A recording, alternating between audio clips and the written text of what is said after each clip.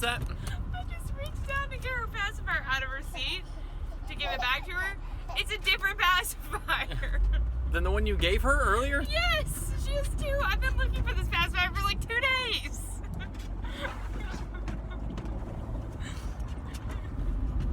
Things I was not expecting being a parent. What's up, you guys? It's your boy, Trevor, my constant co-star, wonderful human being, my wife, and also Miss Taya. And Turk's back there too. And she's laughing at him. Yeah, she's laughing at him. We are trying to get through traffic on the way to my parents' house so that I can do some shooting with my X95, which I'm very excited about. I've got an optic on it. I have had it for, how long have I owned this thing? It was the end of last April. End of last April, so a little over a year and a few months, years and things. She's excited. And I actually haven't had a chance to sight it in yet. Like, I co-witnessed it with the iron sights, but I haven't had a chance to actually put it on paper. And so that is the purpose of today's drill. Hey, what's up, everybody? It's your boy and Papa. We're gonna shoot. Got the spotting scope set up. Targets are what, about 80 yards from us? How far is the target down there? 85 yards. 85 yards. Gonna shoot my lovely Tavor. Finally put it on some paper. Dad does this professionally. I haven't done this in a long time. I haven't sighted in a rifle in, I don't know, 10 years? It's been at least that long. It's been a while. And nothing like this before. Nothing that had, you know, is always hunting rifles or 22s. So this is gonna be interesting. We're gonna hit it. What's up, everybody? We are heading home. Did the rifle sighting and all the rest of it. Thank goodness my dad was there. I, as I mentioned, haven't sighted a rifle in 10 years, and this is not a scope. It's an optic. It's on my Tavor.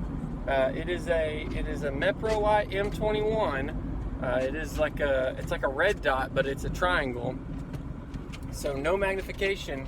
And we were shooting at 85 yards, so it was, you know, I had to get back in the breathing patterns and trigger patterns, and I definitely am, I need to shoot some more. I'm pulling a little to the right.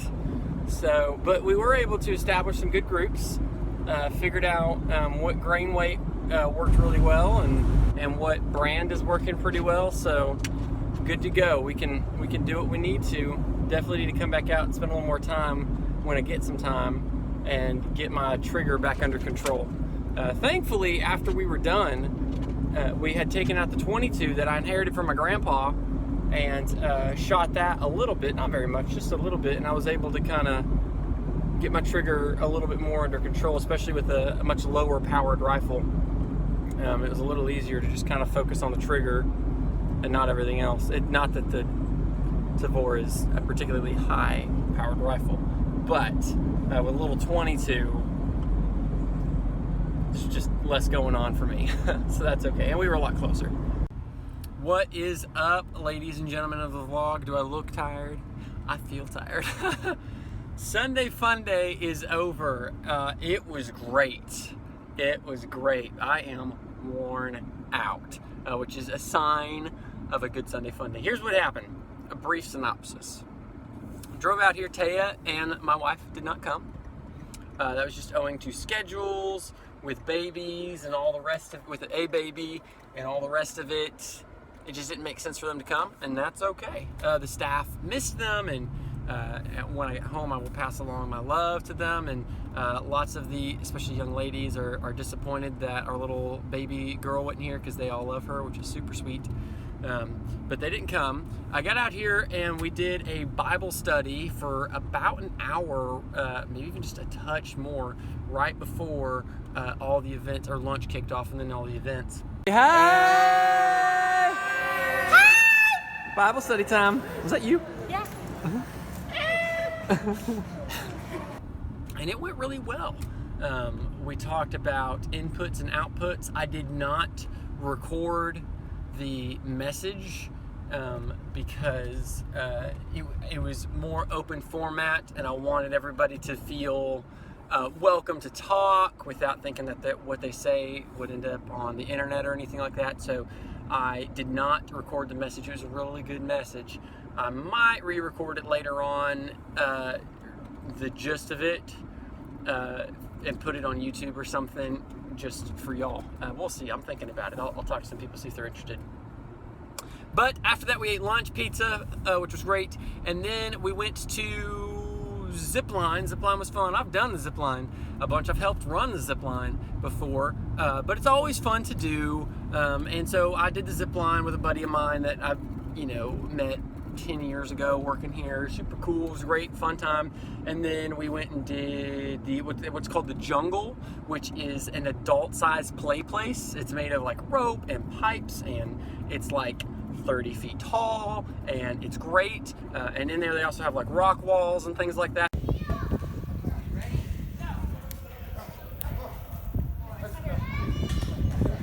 So I didn't do the actual jungle this time.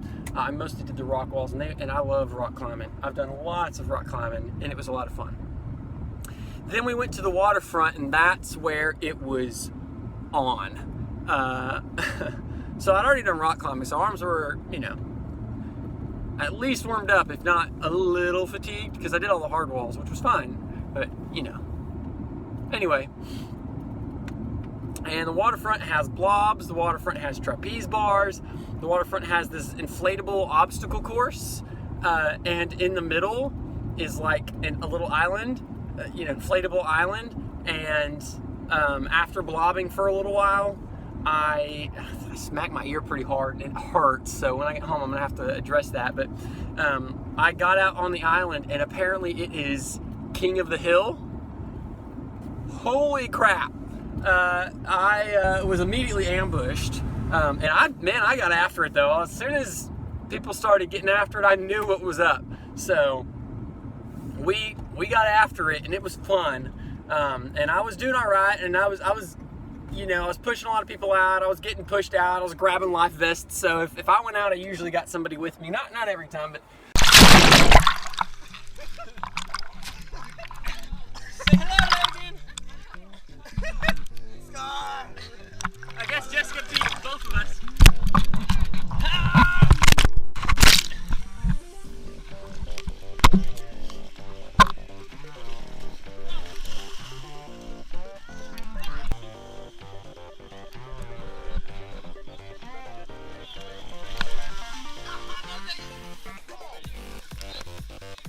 Get him, Kiana!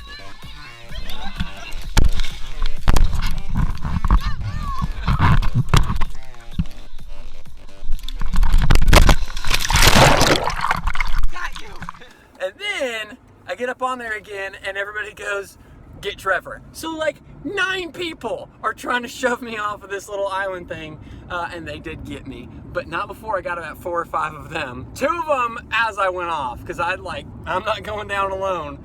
Man, it was intense, but it was a lot of fun. It was so much fun. And then the obstacle course, I raced with another one of them, and then we did a bunch of other stuff. But then me and another guy who worked here last year blobbed a watermelon. If you don't know what a blob is, it's a giant inflatable pillow that you land on. So somebody sits out at the end, and so it's like pushed down, right? Because it's inflatable, and it's not all the way inflated.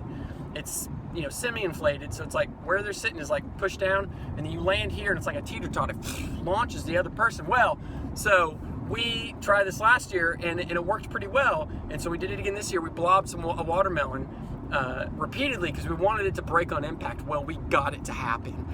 We tried about 4 times, and then the science, there's a definite when to get the watermelon on there, when the person jumps, the impact. There's some science involved, and we just about cracked the math. And then we got one of the bigger guys to get up there and blob it, and I threw it at just the right time, and he landed at just the right time, and holy cow, went like 50 feet in the air toward the obstacle course, and I thought it was going to impact somebody, because I was like, heads up!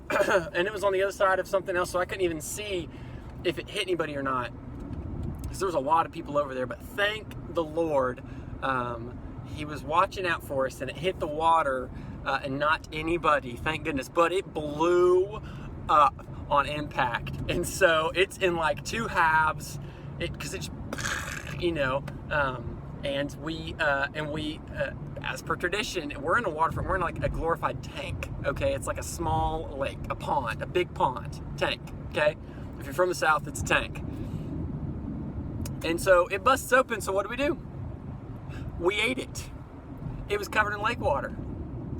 We don't care. We ate it. That's what we did last year. That's what we did this year. Ain't nobody got no parasites.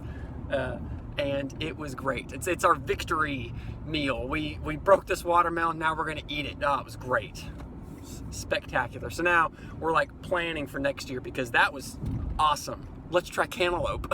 Let's try a banana. We want to blow up all the fruit. The nice thing about Sunday Funday is a lot of the parents and siblings of the staff come out and hang out for a little while and do some of the events. And so I got an opportunity to visit with a lot of the moms and dads and brothers and sisters and aunts and uncles and cousins and whatnot of the staff, and that was really cool. As a chaplain, I really appreciate that time. I think it's a good time for me to help build a little rapport. I get to learn a little bit more about the staffers that are out here, and I also get to talk to the parents a little bit about what our program, our spiritual program out here is. And I really like that. I like getting that a little bit of rapport with the parents. I think it helps really kind of ground what I'm talking about to the staff, kind of get them on my side a little bit. Make sure we're all on the same page, working towards the same goal. Good teamwork, good synergy. So I love that opportunity. And I did get to speak for a while to one of the parents in particular. It was a really good conversation, So I loved it. Sunday Funday is always a blast for me. And I left a little before everything was closed up, because I got a kid at home, my wife's at home, but I want to get home and spend some time with my family before, you know, we close up shop for the night. And I got to take a shower, and I got to figure out what is going on with his ear.